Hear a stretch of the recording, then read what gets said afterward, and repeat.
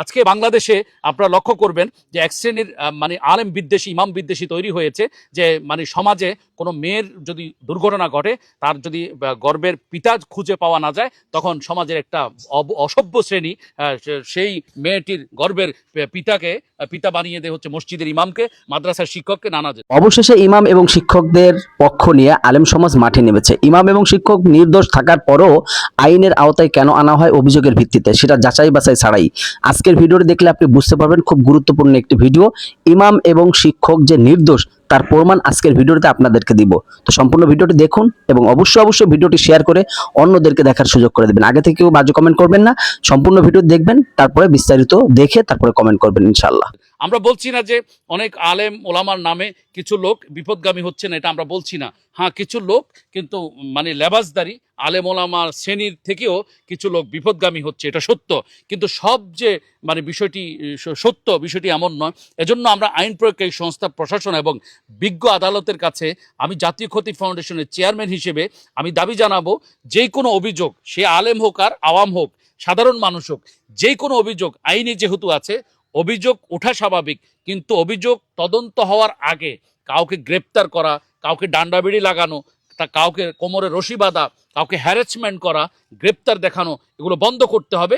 বিশেষ করে আলেম ওলামা শ্রেণী আজকে এটার উপর কিন্তু আলেম ওলামাদের উপর কিন্তু এটা বেশি হচ্ছে। হ্যাঁ, এটা কিন্তু খুবই দুঃখজনক। আপনারা জানেন সম্প্রতি একটি ঘটনা নেত্রকোনার মদনে, সেখানে একজন আলেমের বিরুদ্ধে এ ধরনের একটি অভিযোগ উঠেছে। আমরা লক্ষ্য করেছি, আমরা বলছি না যে এখনই বলছি না যে সে দোষী নয়, সে দোষী নাকি নির্দোষী সেটা আদালত প্রমাণ করবে তদন্তের মাধ্যমে। কিন্তু আমরা দেখেছি আদালতে ডিএনএ টেস্টের আগেই কিন্তু তাকে রিমান্ডে নেওয়া হয়েছে, তাকে অ্যারেস্ট করা হয়েছে, তাকে মানে ভালো ব্যাপকভাবে প্রচার করা হচ্ছে। এটা কিন্তু খুবই দুঃখজনক। যদি আজকে ডিএনএ টেস্ট করা হয় আর ওই আলেম যদি দোষী হয় তো আমরা মেনে নিলাম, তার ভাগ্যে যেটা আছে সেটা তার হওয়া উচিত, তার শাস্তি হওয়া উচিত। কিন্তু যদি সে নির্দোষ হয় তাহলে আদালত কি জবাব দিবে? বিজ্ঞ আদালত কার কাছে মানুষ আস্থা নিয়ে দাঁড়াবে? এটা যে হচ্ছে যে তাকে ডিএনএ টেস্টের আগেই যে তাকে রিমান্ডে নিয়ে দেওয়া হলো, তাকে অ্যারেস্ট করা হলো, এটা খুবই দুঃখজনক। এই মুজাফফরকেও কিন্তু এরকমভাবেই কিন্তু অ্যারেস্ট করা হয়েছিল, ডান্ডাবেদি লাগানো হয়েছিল। আজকে তিনি মানুষের দোয়ায়, আজকে তিনি আল্লাহর রহমতে তিনি বিজ্ঞ আদালতের মানে সুকৌশল সুনিপুণ মানে একটা সিদ্ধান্তে, হ্যাঁ খুবই মানে খুবই একজ্যাক্ট সিদ্ধান্তে তিনি কিন্তু আজকে বেঁচে গেছেন। ডিএনএ টেস্ট যদি বিজ্ঞ আদালত না দিতেন আজকে কিন্তু মুজাফফরের ভাগ্যে কিন্তু মানে কি ছিল সেটা আল্লাহই ভালো জানেন। আজকে আমরা ঢাকা থেকে ছুটে এসেছি একজন ইমাম সাহেবের ইজ্জত রক্ষার সাথী হওয়ার জন্যে। এখানে ফেনী জেলার অন্তর্গত পরশুরাম উপজেলার বক্স মাহমুদ ইউনিয়নের উত্তর টেটেশ্বর গ্রামে আমরা এই মুহূর্তে অবস্থান করছি। আমাদের সাথে গণমাধ্যম কর্মীরা এসেছেন, আমরা তাদেরকে সাধুবাদ জানাচ্ছি। শানে সাহাবাদ জাতীয় খতিব ফাউন্ডেশন, আপনারা জানেন, যেখানে ইমাম খতিব মুয়াজ্জিন খাদেম অথবা আলেম ওলামা ইকরাম, মাদ্রাসার শিক্ষক মুদাররিস তালেবে এলেম, সর্বস্তরের ওলামা ইকরাম যেখানে তাদের স্বার্থ মানে বুলণ্ঠিত হয়, তারা সামাজিক নিরাপত্তাহীনতায় ভোগেন অথবা কিংবা তাদের বিরুদ্ধে কোনো ধরনের জুলুম শোষণ নির্যাতন অবিচার হয়, তখন আমরা কিন্তু সেখানে আপনাদেরকে আসল সত্যটা জানাই এবং আইনি পদক্ষেপ গ্রহণ করে থাকি। এখানেও সেটা হয়েছে। আপনারা জানেন গত কয়েকদিন ধরে ইমাম মুজাফফরের বিষয়টি সোশ্যাল মিডিয়ায় গণমাধ্যমে কিন্তু সর্বাধিক ভাইরাল একটি টপিক। এটা হচ্ছে এখানকার গ্রামের একটা মেয়ের নাম হচ্ছে রুবি। রুবির পেটে যখন একটি ফোলাভাব আরম্ভ হলো তখন স্থানীয় মানুষের মাঝে কিন্তু কানাঘোষা শুরু হয়। প্রথম মানুষ মনে করেছিলেন এটা একটা টিউমার, কিন্তু পরবর্তীতে স্থানীয় মহিলারা মানে আঁচ করতে পারেন এখানে অনৈতিক কিছু ঘটেছে। তখন ডাক্তারি পরীক্ষার মাধ্যমে নিশ্চিত হওয়া যায় যে তার পেটে বাচ্চা রয়েছে এবং এটা হচ্ছে 7 মাসের মাথায় ধরা পড়ে। তখন সমাজেরই টেটেশ্বরের একটি চক্র বিষয়টি স্থানীয় ইমাম, নিরপরাধ নিরীহ সহজ সরল ইমাম মাওলানা মুজাফফরের উপর তুলে দেয় এই ঘটনাটার দায়ভার। বলা হয় যে মুজাফফরই এই মেয়েটাকে গর্ভবতী করেছে, গোপনে দর্শন করেছে। তখন মেয়েটার কাছে স্বীকারোক্তি চাওয়া হলে মেয়েটিও ঠিক একই রকমভাবে ইমাম মুজাফফরের কথা বলে। স্থানীয় মানুষ প্রথমে বিশ্বাস করতে পারছিলেন না, যেহেতু ইমাম মুজাফফরও এই এলাকারই সন্তান, তিনি দীর্ঘদিন যাবত এই এলাকা বসবাস করেন। স্থানীয় মানুষেরা আমাদেরকে জানালেন যে ছোটকাল থেকে তার কোনো অনৈতিক মানে আচরণ তারা কখনোই দেখেননি, এই ধরনের কোনো কর্মকাণ্ডে তিনি জড়িত হতে পারেন না। তবুও মানুষ মেনে নিয়েছিলেন এজন্য যে যাতে করে, যেহেতু মানে রবি নিজেই বলছে, সেজন্য তারা মেনে নিতে বাধ্য হয়েছেন। তবে এখানে একটি চক্র কাজ করেছে, সেই চক্রটি হলো সমাজের একটি প্রতাপশালী চক্র। এরা আওয়ামী লীগের আমলে আওয়ামী লীগ পরিচয় দেয়, এখন বিএনপির আমলে তারা বিএনপি পরিচয় দিয়ে এলাকার সহজ সরল মানুষের উপর অত্যাচার, জুলুম, শোষণ, নির্যাতন চালিয়ে আসছে, দীর্ঘদিন যাবৎ প্রভাব প্রতিপত্তি খাটিয়ে আসছে। এই চক্রটির সাথে মূলত ইমাম মুজাফফরের আগে একটি দ্বন্দ্ব বাজে গত রমাদানে। সেখানে তারাবির হাদিয়া নিয়ে ইমাম মুজাফফরের সাথে কিন্তু একটি তাদের দ্বন্দ্বের সূত্রপাত ঘটে।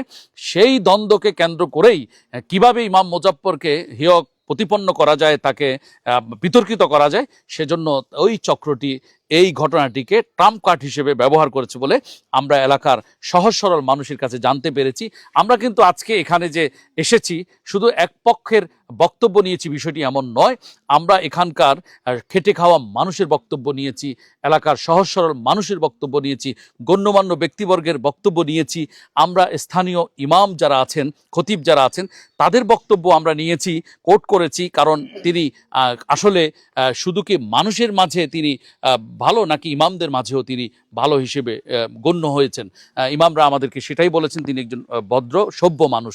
তো আজকে আপনাকে আমি যেটা জানাতে চাই তা হলো যে এখানকার যে চক্রটি, তারাই মূলত পরিকল্পিতভাবে ইমাম মুজাফফরকে এই মামলায় ফাঁসিয়ে দিয়েছে এবং পরিকল্পিতভাবে তিনি কিন্তু নিজের ব্যক্তিত্ব রক্ষার জন্যে, আত্মমর্যাদা রক্ষার জন্য তিনি কিন্তু মামলা করতে গিয়েছিলেন ফেনী কোর্টে।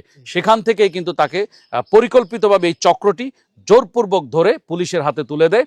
এবং খুবই আশ্চর্য লেগেছে, খুবই খারাপ লেগেছে আমার কাছে, একটা খুনি মামলার দুর্দর্শ আসামির মতো শুধু অভিযোগের ভিত্তিতেই যাচাই বাছাইয়ের পূর্বেই, তদন্তের আগেই যে ইমাম মুজাফফর জানালেন তাকে ডান্ডা বেড়ি পরানো হয়েছে, তাকে কোমরে রশি বেঁধে দেওয়া হয়েছে এবং তার মুখে অনেকে থুতুও নিক্ষেপ করেছে।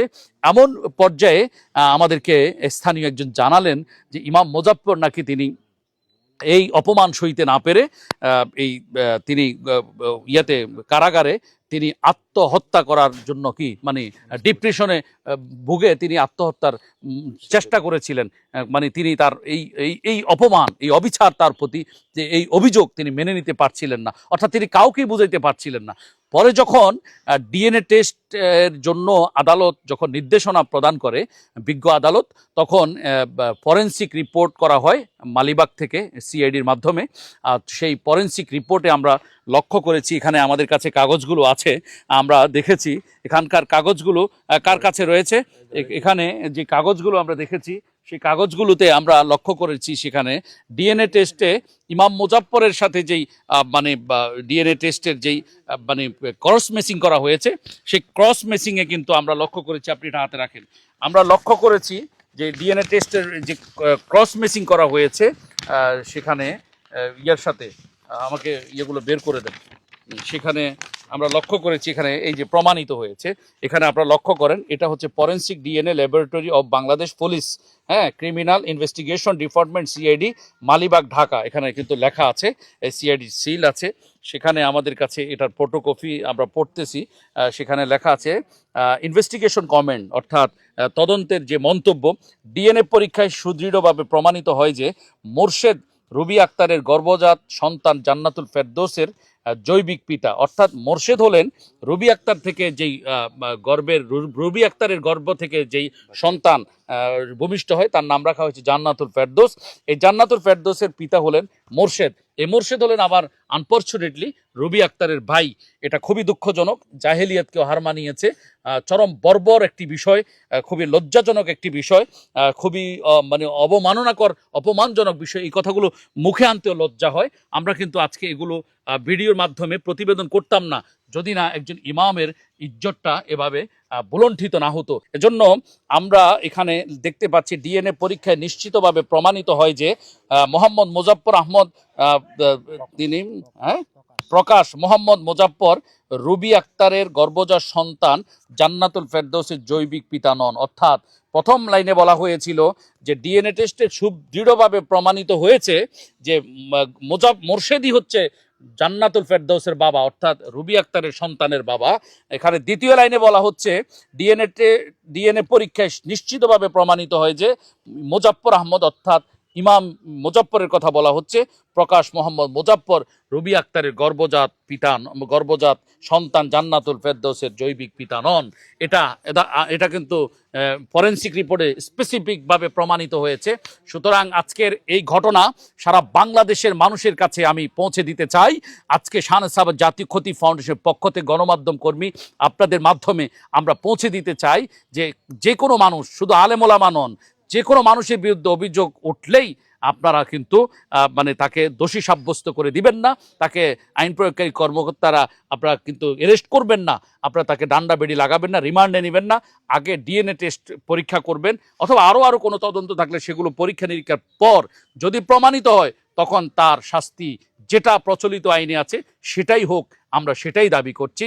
শাহনেওয়াজ সাহেব জাতীয় খতিব ফাউন্ডেশন সবসময় নির্যাতিত, নিপীড়িত, মজলুম, শোষিত, বঞ্চিত ইমাম, খতিব, মুয়াজ্জিন, খাদেম, ওলামায়ে কেরাম, মাদ্রাসার শিক্ষকদের পাশে সবসময় সীসাডালা প্রাচীরের মতো, বট বৃক্ষের মতো আছে, ছিল এবং থাকবে ইনশাআল্লাহ।